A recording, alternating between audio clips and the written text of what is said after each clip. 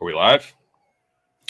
We may be. I think we are. So we're live here with Dude, What's the Bid? My name is Kevin Hill with Casey Lorkin, as always, from Farelanes. And our special guest here today, Reed. And I'm not even going to pretend to pronounce your last name because that's fine. 10 different ways. Me too. How are you doing today? I'm good. It's good to be here with you guys.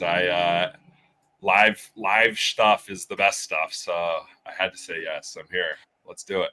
It's the easiest stuff too, right? Because you just shoot it, you package it, and you throw it out. There's no editing involved. There's no delays of procrastination where you have to sit down and do a lot of other things.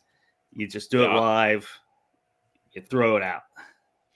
Yeah, well, I tend to, even if it's not live, I tend to not really edit anything. So I guess I do it live most of the time. So let's rock and roll. What do you guys want to do? How do you guys do the show? Kind of do it just like we were doing it right here, just by the seat of our pants. Talk about rates. Nice. Talk about rates mostly. So and what we're hearing in the market. So I want to ask you, Reed. Have you heard any bullish sentiment? Anyone saying that market's turning that you actually believe? So actually, I was talking to a friend of mine, a carrier friend of mine this morning, who did say that this past week has been pretty good for him. I know the blitz obviously has an effect. Traditionally, in my experience, working the brokerage seat has had a significant impact on rates, and capacity around that event, right? The blitz week. Yeah. I haven't brokered a load since I'm trying to think, maybe like December of 2022. So it's been a hot second since I've been in the chair, but I did it for 6 years, 7 years. So I've moved my fair share of rate. So I'm not plugged into the rates, but I'm aware of the dynamics, I guess. It's a good way to put it. My broker chip is December of 2016. That's the last load I ever brokered. Oh, really? Yeah, nice. Yeah. So, So it's hard. I have to kind of remember back to all the pain that was involved in my day-to-day life back then. But I think it did 4 or 5 years, something like that. That's a respectable amount of time. It is not a lot of people last over 6 months. So it's definitely it'll take 5 years in the broker world or in any sort of kind of, I guess, ops level freight role is it's like dog years. 35 years off your life or something like that is probably a good measurement. Yeah. And Reed, were you at Echo? Were you in Atlanta? No, I started in Boston. That's where I was hired. And that was in June of 2016. And then I did about 4 years there. And then I moved to Chicago and I worked in the HQ for a bit. And then COVID, or I guess it would have been, 4 years. Yeah. And then COVID started. And then I went back to Boston and worked remote the rest of the time. Okay. Yeah. It's funny. I guess our first live stream a couple Thursdays ago had my cousin, Henry Edwards, staying here. I don't know if you remember the name or not, but it sounds familiar. Was he a rep? Yeah, he was a customer rep. And I think you guys booked a couple of loads together. So yeah, hopefully I did a decent job. I always tried to do my best. There's probably somebody out there though who could talk some. Am I allowed to curse on this show, or should I keep it PG? I don't know. Whatever LinkedIn allows. I'll keep it PG because I've been working on not cursing as much. That freight habit is hard to kick. You know what I mean? It is. Yeah, there's probably some people out there who would be like, no, that Reed, he screwed me good one time, back in the carrier up days. So, yeah. Nah, man, all positive. Sent him home with a pallet on fire sticker. And, it's funny to connect those dots. Really, it's kind of a small world, small industry that we work in. It is indeed.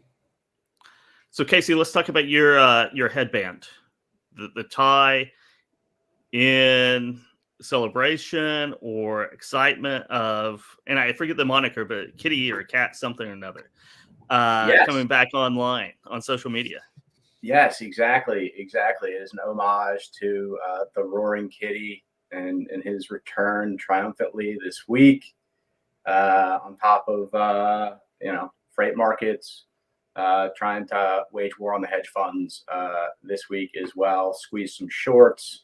So I'm an ape. Would recommend anybody out there. Again, not financial advice, but AMC in the moon. Apes are strong. I wish you the best of luck. Thank you, Reed. Yeah. Did he come out with new picks? Is he still a GameStop bull? He is. GameStop is the only stock that he is called. But if you but he didn't actually. I mean, he just all he did was post that meme. Like there was no context, there was no text, there was nothing. It was literally just that meme of the dude moving forward in a chair, and that was it. And that was enough to send like the market into a tizzy, right? Like they stopped trading on it a couple times, didn't they? Oh yeah, AMC and GME both got halted a couple times yesterday. But yeah, I mean, if you follow his Twitter feed, he's just posting videos all the time, and they're all pretty well done. It's kind of like the battle cry for his merry band of Wall Street bets traders. Love it. But that's insane. Anywho, there's battle going on in the freight markets these days as well. Kevin, I know you have a couple lanes that you're thinking we might be able to dive into. But yeah, maybe some opportunities for some margins in the freight market. Yeah, I haven't seen anything on the long haul stuff lately, right? And that's just because I haven't been looking. So let's do that today. Let's do like Charlotte, North Carolina to what's a good place out? Where did I used to let's do Sacramento, California. It'll come to me, Zach. I think it might have been more up in the Northwest. Okay, so where's the pick again? Charlotte, North Carolina. That's right. Okay. And I'd like to gauge stuff on just for me on cross country trips because I used to do a lot of cross country and I always like those. Okay. 3-4 days in transit, you make you make $3,000, $4,000, $5,000, $6,000 on a load back in the day. I don't know what it is now. But people like it. People like getting out to California, run produce back. It was just an easy lane. For sure. So it's looking like we don't have much in the 3-day range, but again, these rates are. It's not it. This is not it. No. It's just like, Charlotte to Sacramento is not a liquid lane, right? You don't have a lot of freight moving. Okay. That was one of those lanes that was like every time I saw it on the board, it looked like it didn't have enough money in the load, but somebody would always end up taking it for some like stupid backhaul rate. Yeah. But you would call, carriers who weren't particular about going to California and you beg them for rate, and they quote you like 6 times what you have in the load. Yeah. It's one of the funniest things about the load boards, and I'm sure they still operate like this today, right, is that you get backhaul lanes like this, right? That there's people out there that love to run it because it gets them out to California, and that's where they want to be. But it doesn't matter what the lane is on a load board. Yeah. Whoever you're talking to that cares, that's the worst lane. No one goes to Chicago. No one no matter where it is, oh God, that's horrible. No one wants to run this lane. I'm going to quote you 3 times what you're eventually going to book the load for, and you have to weed through all that crap. That's I can't imagine it's changed very much. Yeah, despite a cooling market. Maybe I'm wrong. Though. Cooling market. Somebody can chime in the comments and tell us if we're off base. It's like their favorite negotiating tactic. It's like, that's a horrible lane. You can't get anything out of X city. It doesn't matter what the city is. I mean, it's the same song and dance each and every time. Yeah. So what do we have? I can never read the screen. You can't. So we're looking at a range over, from 7 days ago to 30 days ago, anywhere from 128, I guess 127 to 129 a mile. We're looking at the stuff that's been picked more recently, right? We've got a much smaller sample set. Looks like this is a little bit of a shorter distance, just, on the whole. I don't know if they're avoiding any of those big metros, but I mean, we're basing these rates based off of pick date. When the truck is picking up the freight, what is the wheels up cost for the plane that day? Seat on the plane. So just waiting for a little bit more of those loads picked in the last week to start to populate. But would expect this 106 a mile number probably to reflect, more along the lines of, 128, 129 a mile, or that $3,400 load from Charlotte to Sacramento.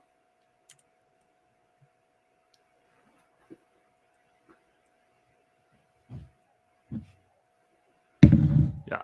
Let's do Jacksonville to LA.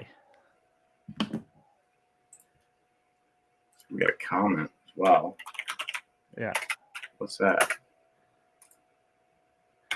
Yeah, Franklin Owens. That's why most carriers will work. Their way to California, at least. I would do that instead of taking it for cheap, going all the way back. So yeah, so basically working your way back, making a little bit more money, than doing a cheap lane that takes you directly back, I think. Yeah, a lot of people do that. I mean, some people just got to get back though. Yeah, you got a customer, or they have the good load. California is like one of those spots that is very, like, you got to have the right carriers. You know what I mean?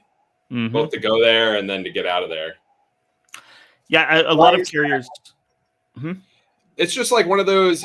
I wouldn't. I mean, it's definitely like it's not a niche market in the sense that it's like super niche, but it's definitely like there are specialized aspects to it, I guess.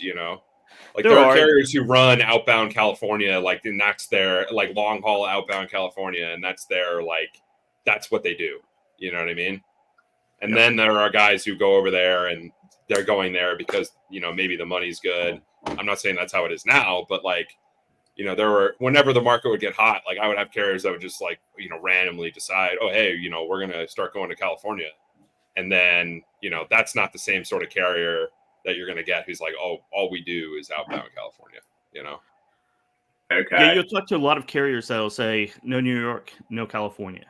And there's probably, I don't know, 10%, 20%, whatever that number is, that just won't go to California. Because if you don't know your way around, it's hard to get out of California.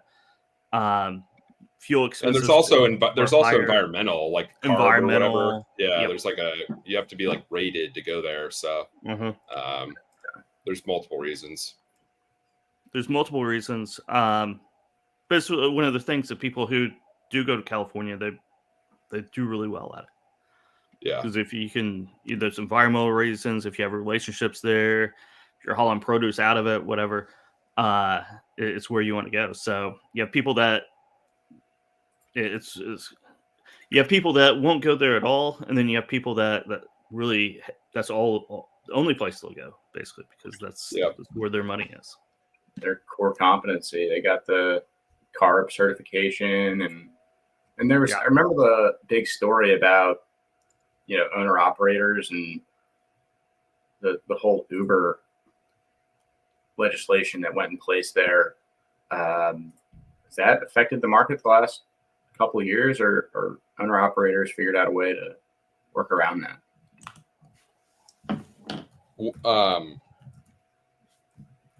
Can you say that again?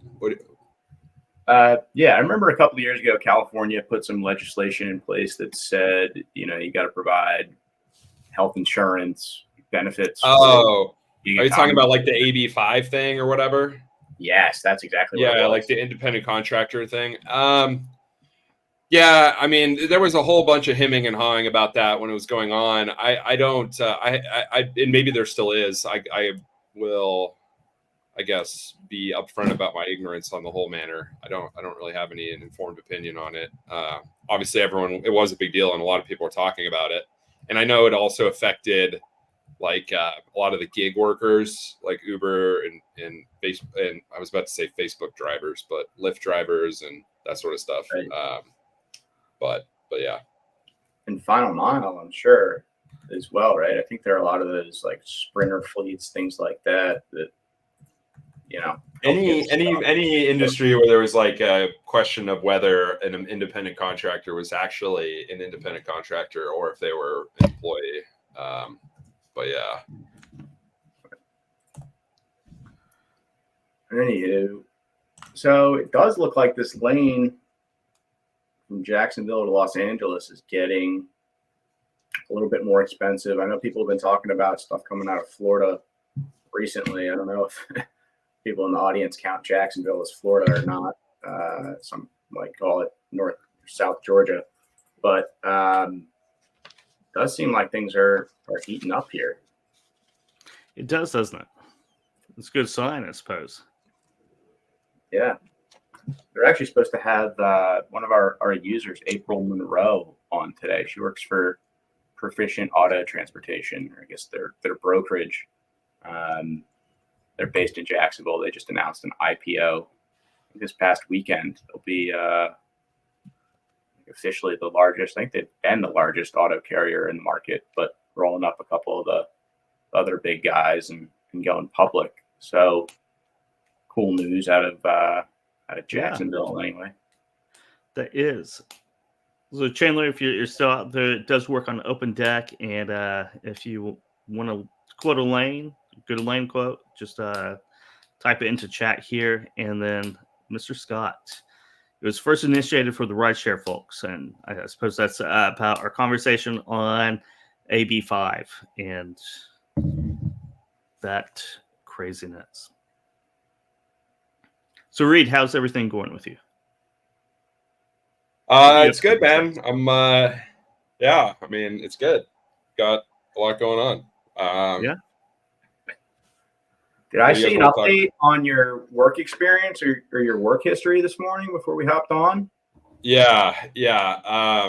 Yes. I am. Sorry, let me take this watch off. It's buzzing too much. It distracts me. These damn smartwatches, I feel like I go back and forth on if I like it or not. All right, sorry. Yeah, so I started. I'm now the chief marketing officer at Truck Parking Club. For those who don't know, it's a parking marketplace. We have. Thank you. Yes. Yeah, thank you. Yeah, I've known Evan for about a year now. We've been friends, and I started kind of working with them in more of a consulting capacity over the last 6 months, mostly on the social side of things. And then I've been very kind of bullish on them, and they've been doing very, very, very well. And it's been exciting to watch. And I love the team, and I love the problem they're solving. I guess I should say we now. Yeah. But yeah, I mean, I think it's a tremendous opportunity for me to be part, of a fast growing organization that's, I think, uniquely equipped to solve the problem they're seeking to solve. And they've got great traction, and yeah, I'm ready to help pour some fuel on the fire. So it's going to be good. I'm going to be doing a lot of stuff that frankly, I don't know how to do, and I'm learning on the fly. But that's obviously Evan, the CEO, knows that. So yeah, I mean, it's awesome. I mean, it's been a wild couple of years for me. I've got a couple, I've done a bunch of stuff, and it's honestly, it wasn't on my bingo card for this year. But here we are. So yeah, I'm fired up. Well, one of the fun parts is nothing's ever on your bingo card. All the really opportunities that you line out saying, I'm going to start this, and this is the path it's going to go on. You get pulled into a couple different you open up new doors, right? That you never envisioned, and it's a fun ride. I agree. Yeah, it's definitely been a fun ride. But I think the ride's really just kind of getting started. So yeah. I mean, I think there's a lot more to come. So Truck Parking Club, what's their model? Yeah, how are they doing truck parking? It's a marketplace. So Mm-hmm. Hunter, the guy you see on a lot of the videos, if you ever watch those, Mm-hmm. it's always going on about being the Airbnb of truck parking, and that is the simplest way to describe it. Obviously, drivers need parking. They go on the app, they search by location, by amenities, and they just are presented with properties to park on, and those properties are owned by what we call property members. And they're just a guy, like it could be a carrier with extra space in their yard. It could be somebody who runs a truck parking operation. It could be a towing company. Basically, anyone who's got outdoor industrial space suitable for truck parking can list spaces. So it's purely a marketplace. We don't own any property. Yeah, and we've booked, parked tens of thousands of trucks so far. We just hit 400 properties yesterday, so that's awesome. So that was we're adding, anywhere from 1 to 2 to 3 a day, which is great. Yeah, so pure marketplace though. We don't have any properties. That's good. That's a good model, especially on the parking side, where you can open it up to industries and entities that are well beyond your traditional trucking, whether it's a carrier or anybody else outside the trucking world, I suppose.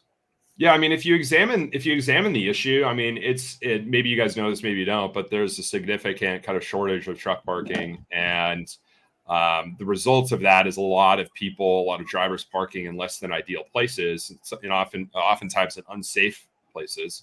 And there's been, investment made by states to work towards alleviating the issue, I guess is a kind way of putting it. But, they're spending a lot of money on spaces that are going to take years and years to come online, and it's an issue now. And so what's great about, our solution is that it's very scalable, it's quick to implement, and it doesn't require construction for a guy who's got an extra space in his yard. You know what I mean? He's parking trucks there anyway. You might as well open it up, and obviously it provides a channel for others to an additional kind of revenue stream for a fleet or a property owner. So there's theoretically, tens of thousands, maybe hundreds of thousands of potential places drivers can park, but they just don't know about those places because they're just not, it's opaque. You know what I mean?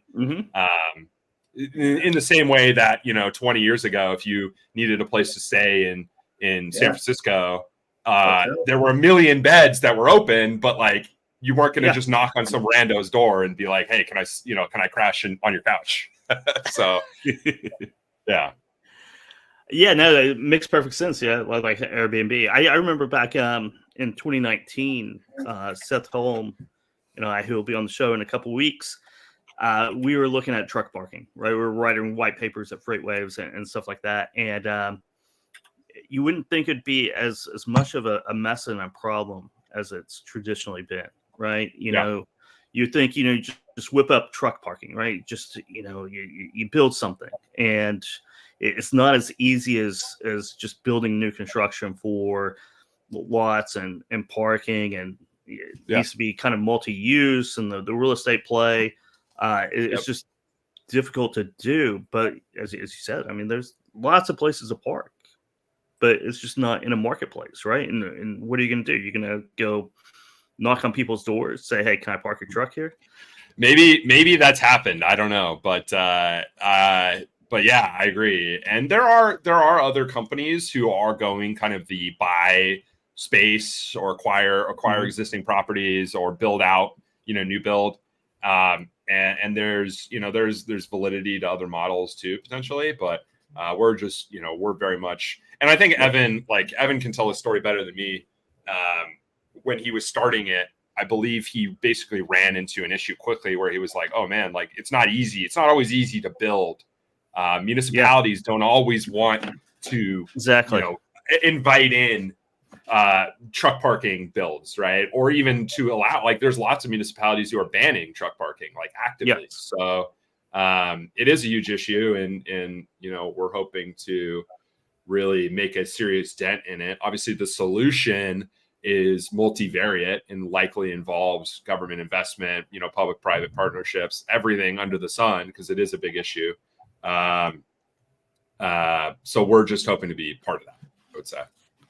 So Chandler from Next Exit Logistics has 2 zip codes here: open deck trailer, flat step, or RGN. I think you just ran that quote. Casey, am I right? Correct.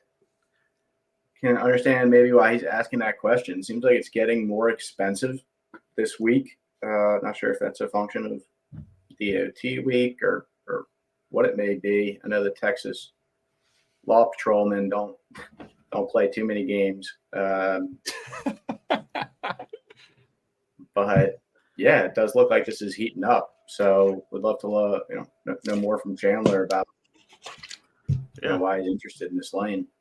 We have from LinkedIn user, no name on here, but does Truck Parking Club integrate with other platforms to list properties to TPC users, or do they have to use the app specifically?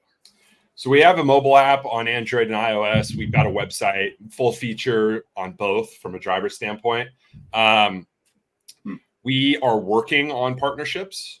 If I understand the question correctly, like being able to see truck parking club locations in other apps. Maybe that's what he's saying. I think so.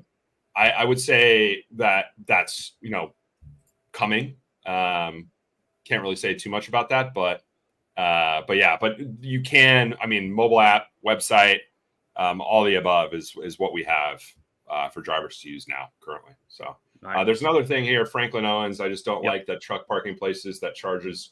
I just don't like the truck parking places that charge drivers to park. That's not fair when you're only there for 10 hours.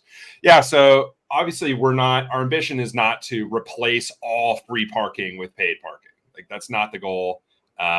We show real-time availability of rest stop locations where it's available for us to consume. So if you go on our site, there are in the Midwest, I think it's 8 states. I got to learn my numbers here. I'm still learning, but there's a bunch of states that do show free real-time availability on our map as well. So you can check those out there. But again, our ambition is not to replace all free parking. Like that's not the goal. So I mean, like you have free parking, but then again, sometimes you have to charge, right? I mean, yeah, I mean, it makes sense. It is something that who's going to pay for it? I suppose someone's got to pay for it. Yeah, I mean, it obviously depends on the scenario, but 100%. I mean, somebody is paying for something one way or another. A lot of truck stops I know obviously have monetized one way or another. They might sell fuel, they might sell food and beverages and other services and that sort of stuff. So they're indirectly attempting to monetize truck parking one way or another. But I mean, a lot of especially small mom and pop stops are struggling, right? Like if I fuel up at Love's or Pilot or whatever, and then I go down the street to another spot and park there and never go inside and buy anything, then that's not sustainable for that business either. So it's a very, there's a lot of nuance to the issue. And unfortunately, it's just not as simple as, at least in my opinion, right? Other people might disagree, but it's not as simple as, I should just never have to pay for anything ever. And that's just how it should be. You know what I mean? But obviously we acknowledge that there are situations where there are free parking situations, and we would love for that to continue to be the case. So, yeah. Maybe you guys can break down the door with Buc-ee's. It hurts my heart. Buc-ee's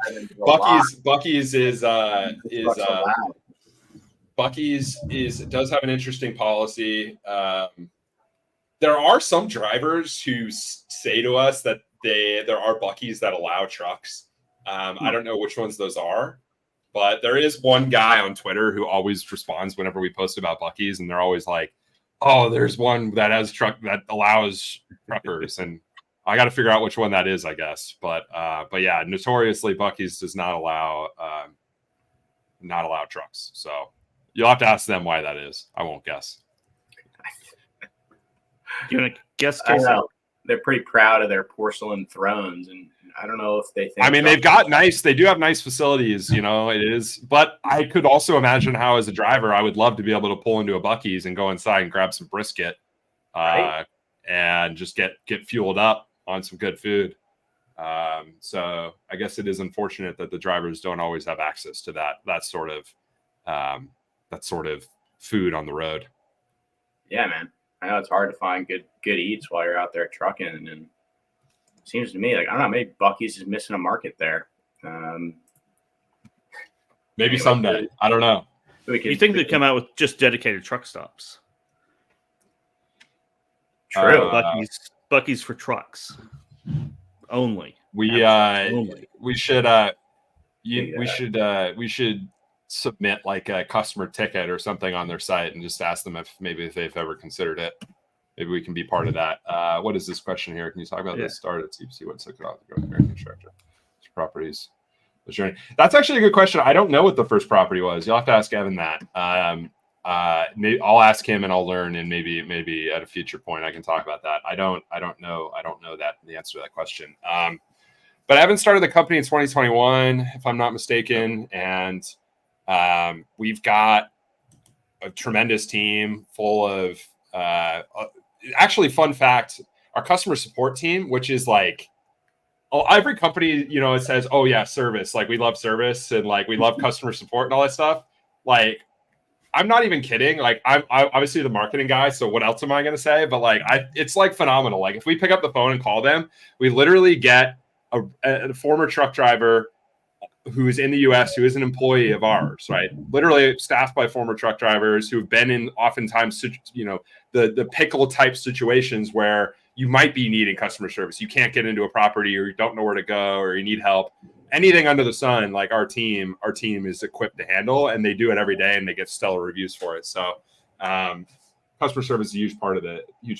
I guess that's not really this guy's question though. What it took to get off the ground. Obviously, marketplaces are hard to grow, especially from the beginning, right? Because you need supply and you need demand. And it's very hard to kind of kickstart that, because you're always in this like balance of like, okay, do I need to be getting more supply, or how do I go and get demand if there's no supply, chicken or egg type problem? It is. If you think about just a normal business, right, you have to create demand on one side. On the demand side, you can kind of control the supply and how difficult that is. And then you want to do that both sides, and you have to get to a critical mass, right? On both sides, both supply and demand. What comes first, right? You're exactly right. It's chicken and egg. And it is very difficult. It's much more difficult than most people realize, I think. I mean, it's like insanely difficult. It's insanely difficult. And it's I think we learned that pretty well the last couple of years in freight tech, right? Yeah, digital freight. A lot of folks tried to start. Yeah, I mean, a load board is a marketplace. Yeah, right? A load board is a marketplace. So, and you just perfect example that goes to show how difficult it is to start a marketplace and how difficult it is to upset or disrupt an incumbent marketplace. Like DAT, you know, they can, and I don't know what your guys' relationship is. I'm not going to throw any shade, but they've been around for a long time, and they are the market leader in terms of usage. And there have been a bunch of people who have tried to start competing solutions, and they might even have from a tech standpoint, they might have a better solution, but that doesn't matter when it comes to marketplace. You know what I mean? No, like it literally doesn't matter. At the end of the day, people are there. The value in the business is in the network, is in the people who are there every day, the supply who's there every day logging in to post loads, and the demand every day showing up to post capacity or to search for loads. So, I mean, it's the tech is almost like, you know, it doesn't matter, right? It does not matter. I think load boards are a perfect example, especially in trucking, of those marketplaces, right? You have Truck Stop, who might be, you know, half the size, and that's a duopoly. And then you come in with the third largest load board, and it's a fraction of the market share of the top two. It's a duopoly in a lot of ways. And you know, over the last 5 or 6 years, as you said, a lot of load boards, a lot of digital freight matching, however you want to describe those marketplaces. And it doesn't matter if you have better tech. It doesn't matter if you're better. It really doesn't matter, because the entire value is wrapped up in people actually logging on. Yeah, and that's the network is important. Yep. It is. And it's the hardest thing to actually accomplish. I think it's harder. It's much harder, 10 times harder, 100 times harder to get that network effect than it is to build a great platform. Very difficult. And obviously, one thing that attracted me to this opportunity was very much being part of the efforts to grow something like that, right? Obviously, these guys have done a tremendous job over the last, 2+ years getting it off the ground. And, but our ambition is to get to 5,000 to 10,000 properties, right? We're at 400 now. So we've got a lot of work to do, and it's really just getting started, but like we've got the snowball is forming, if you will. And that's the other good thing about growing it, is once it starts to grow, like it's hard to stop that, that momentum and that inertia, if you will. It is. Somebody did say something about snowballs here. Yeah, what is snowball? Who are these LinkedIn users? Why are these guys all I don't know. Well, they're all questions for you, Reed. Are drivers equally supporting the app as much as property owners? How many drivers have been able to reach? Good question on how many drivers. I mean, tens of thousands of drivers have booked, and the reviews speak for themselves. Customer service is great. If there's an issue, we work to resolve it as quickly as we can. Is it harder to reach drive? I mean, look, the paying for parking is a hot button issue amongst drivers. There's no doubt about that, right? I see it in the comments. I see people talking about it, and we get shade thrown at us because of that. But the reality is that there are definitely drivers who are pro paying for parking, because it's not like it's a complete waste of money. They're getting something in return. They're getting a place to park. A lot of times these guys are home and they need a place to drop their trailer. Sorry, I got to turn off my phone. I keep getting calls and it shuts down my headset. Can you guys hear me? Yeah, we were here. All right. So anyway, yeah. So I mean, we're offering everything from hourly to daily to weekly to monthly parking, right? So you can drop a trailer, you can go home and leave your truck for a couple of days. Everything from that to, okay, I just need to park for a couple hours to, go do whatever, right? So there is serious uses for drivers to use this, and they're using it every day, and they're saying great things about it. So I don't think there are many drivers out there who are very, very much fine with the trade of paying for parking and getting something in return beyond just a place to park in some situations. So yeah, we've had dissenting drivers, but I would say that the majority, if probably the vast majority, are, have no complaints and love the service and see value in it. So, but obviously there is, in many situations we have properties that are a fleet or whoever, and they go in, they use it on both sides, right? Yeah, they might have trucks that are out on the road and they need parking, and then they're also able to park additional, and gain an additional revenue stream parking trucks in their yards. So, and maybe they can add those trucks to their carrier network, hypothetically, right? You never know. Like one thing that I've been thinking a lot about that is not anything that I would say we're talking about too much internally, but I've thought a lot about is I have carrier app. I have a lot of friends who are carriers, and a lot of driver friends, and I stay in touch with a lot of them, and we talk. And I used to work with this older gentleman. His name's Chris. He's like, God, I don't know how old he is. He's got to be in his 70s. But anyway, he's been trucking since the 80s, and he would always tell me stories when he was doing a load for me.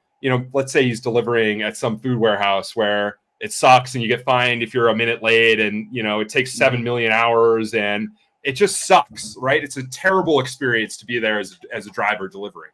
And he would call me and he'd be like, back in the 80s, I would run the same route. I'd deliver to the same warehouse on Mondays. And at the end of the day, like when I would deliver, I'd be there until like 4 or 5 in the afternoon. And then me and all the dock workers would like have a barbecue in the parking lot of the warehouse every single Monday. Like I would hang out with them. I'd park my truck there.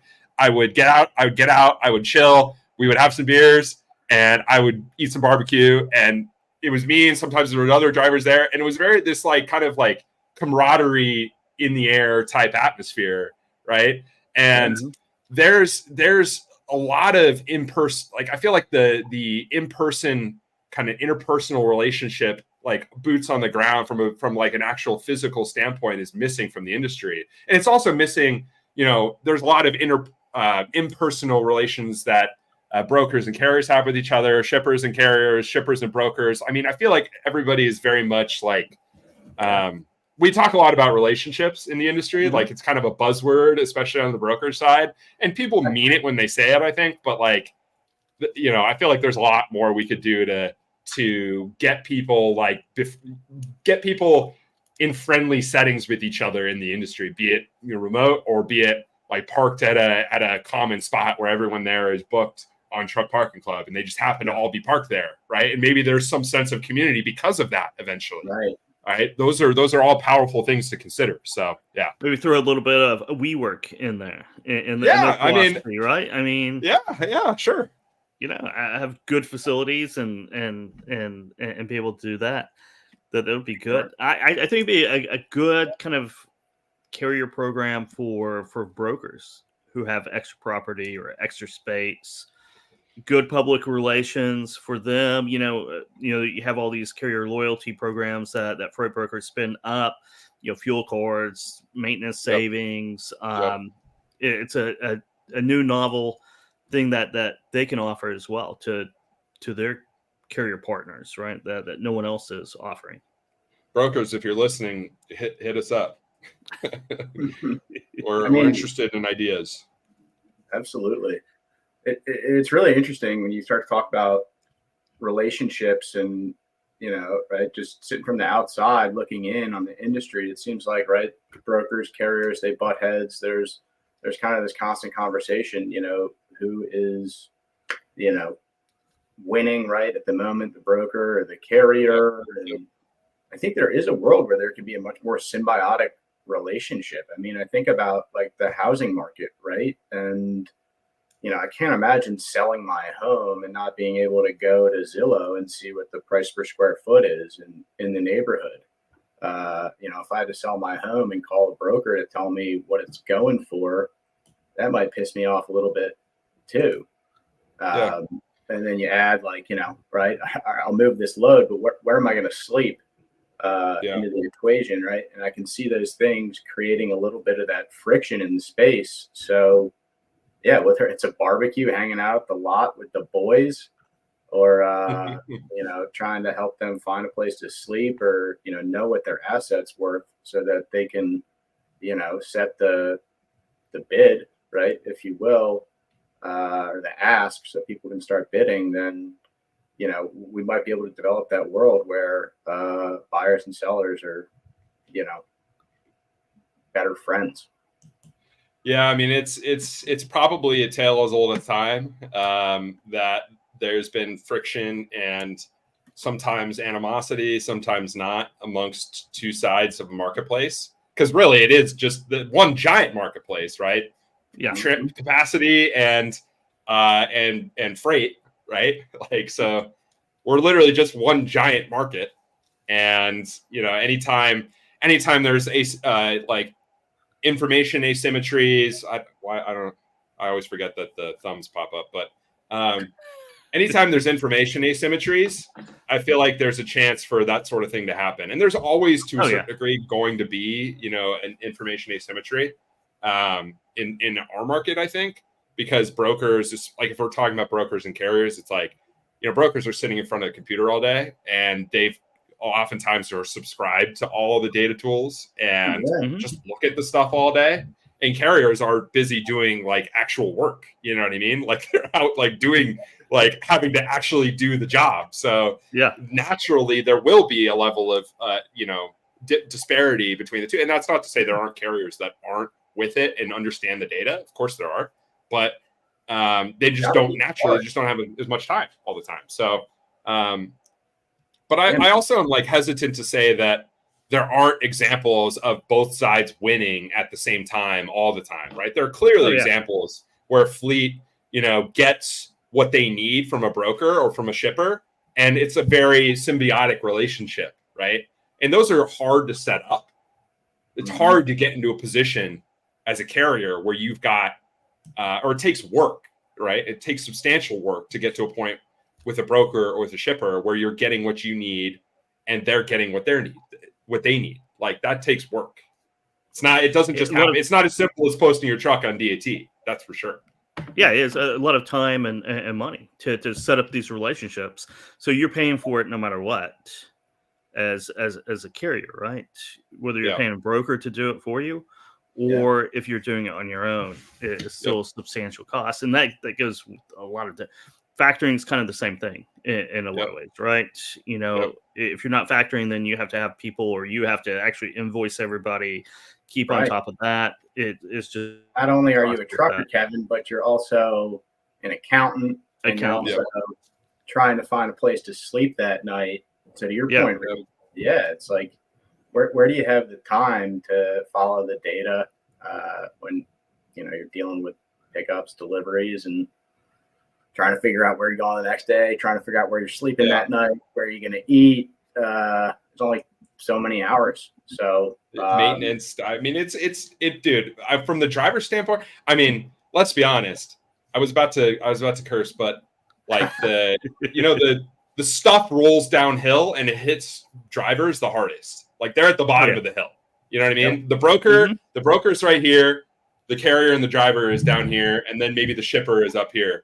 And they push it down, it runs over the broker, and then it just hits like a boulder, the driver at the bottom, who's having to deal with actually, literally, like I said, like actually doing the damn job. like without them, it literally wouldn't move.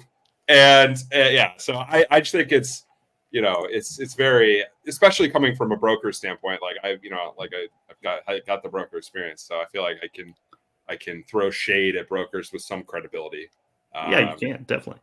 So anyway, but I won't throw too much shade.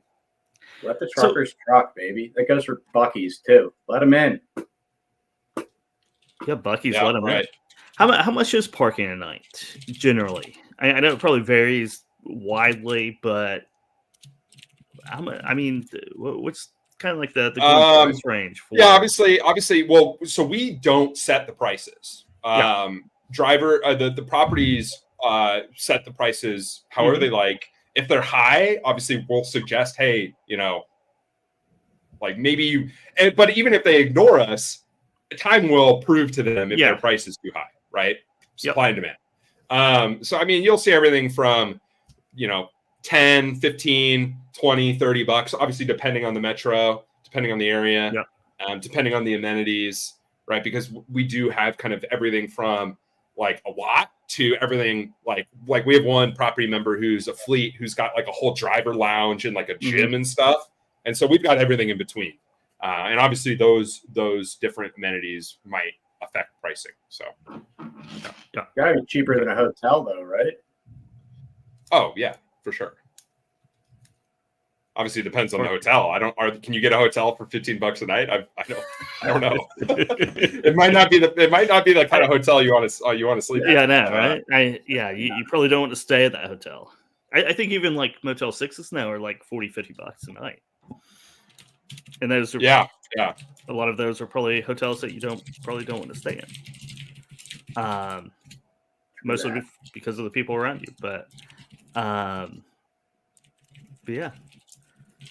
So Casey, where do you want to go from here? I don't know. That's a good question. Yeah, what do you guys want to talk about it? What time is it? It's like we have 9 more minutes. I think so. We got Eric Huckleberry. What up, neighbor? Yeah. What are your simple properties that list land for parking? Are these like Walmarts or hotels? Again, it's all over the place. It's trucking companies, towing companies, people who like own a lot that's a parking lot, like repair shops. How do you get them on the network? We have a simple onboarding process. They can go to our website and get onboarded in under a day. Sign up, go through the process. It's simple. We've got a great property team that vets all the properties. So they basically just know the steps that need to be taken to avoid issues down the line. Obviously, the most important thing is that it's suitable for truck parking. Like, we don't want some guy putting his front yard on there, right? Next thing you know, a truck's parked in a front yard and can't get out because the ground is not rated to survive. You know what I mean? So we do have kind of a vetting and approval process run by our property team. And then once they get the thumbs up or thumbs down, the listing goes live and drivers can start booking. So it's pretty simple in theory. There are some steps in practice, but from a property standpoint, I would say it's not a difficult process. Very cool. No, it's funny. Yeah, so if you have some land and basically if it's paved and it's just sitting empty, why not? Yeah. There's a lot of turns out I don't know the number of vacant kind of properties out there that fit the description of what we're talking about, but I have to imagine there's a lot. Yeah.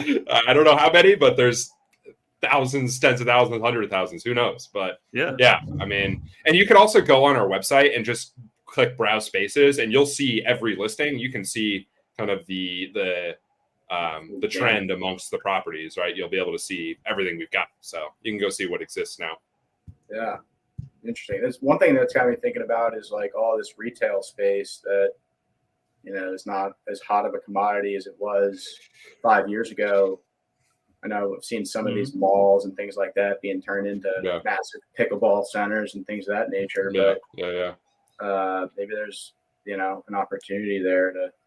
Hey, if there's any strip mall owners listening, like, hit us up. We can look at it. Amen. No, it's funny. Eric is a neighbor of mine here in Dallas. I think he's adjacent to the industry, more on the finance side of things. But he just got a fresh order of huckleberries in line with his last name, and ran into him on Sunday. Handed off a couple of huckleberry brownies to me, which were just absolutely delicious. So, Eric, thank you. Those things were the bomb. Yeah, that's Eric. If you know any properties, hit us up.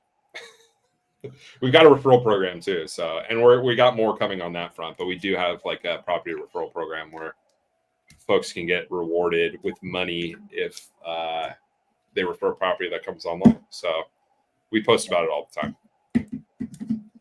Love it. Post about it all the time. Cool. Well, awesome. It's been a good show, good episode. We'll wrap it up here. Appreciate you guys having me. Yeah. Any parting words, Reed? No, I mean, obviously I have, I'm now doing this. This is my kind of main focus. I've also got my Discord community that people can join. That's at discord.lostfreight.com. Yeah, I've got 1,500 people in a Discord community, and we do events every week at night. Plus, there's daily chatter in there, so that's going on. I've still got a bunch of customers using my carrier tool, lostfreight.com, so that's still going on. I still sell hats. I don't have any for sale right now, but I have a batch coming. And I also did, saving the best for last, I did just release a shirt, a very basic Please Advise shirt last night that I haven't even posted the link. So I got to post it, but I've already sold a couple. I don't know how many I'm going to sell. Like, I might turn off the faucet because I like to keep things in small numbers, but like that's also going on right now. So I'll do a post about that, and anyone who wants to grab a shirt can do that too. So when are the hats coming in? Probably in 2 to 3 weeks. My hat guy's been a bit finicky lately though, so I don't like to quote timelines too firmly. I'm like a broker. Who knows when it'll get there. Maybe I need some visibility tools. Oh man, nice. Gets there when it gets there. Casey, parting words. Yeah, guys, it's a tough market out there. Glad to see things maybe heating up a little bit. Only way out is through, and an AMC to the moon, baby. All right, sick. Yeah, those are good parting words. I appreciate you guys for having me on. It's been great. You bet. And I will be I'll be on another LinkedIn Live today with GLCS Driving Forward podcast, Nate Johnson and Robert Bain. Yeah, say hi to we'll those guys for me. I will. We'll be talking about the freight brokerage market, everyone closing down.